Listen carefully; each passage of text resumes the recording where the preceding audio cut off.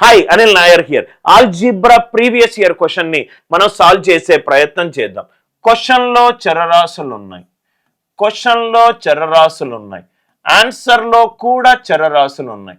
క్వశ్చన్లో చరరాశులు, ఆన్సర్లో చరరాశులు కనుక ఉంటే మనము బెస్ట్ యూజ్ చేయాల్సిన method substitution method.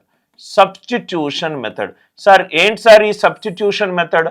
First x0 y0 అనుకోండి, కొన్ని ఆప్షన్లు ఎగిరిపోతాయి.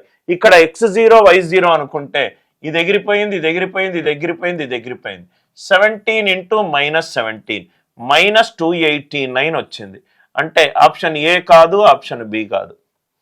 నెక్స్ట్ x1 y1 అనుకోండి, అనుకుంటే 3 + 17 20 20 - 2 18 3 - 17 -14 -14 -2 -16 అంటే ఇది ఎంత అయింది సార్ ఆన్సర్?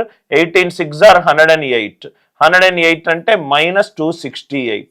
ఎక్కడ వస్తుంది -268? 288 సార్. 18 6 are -288.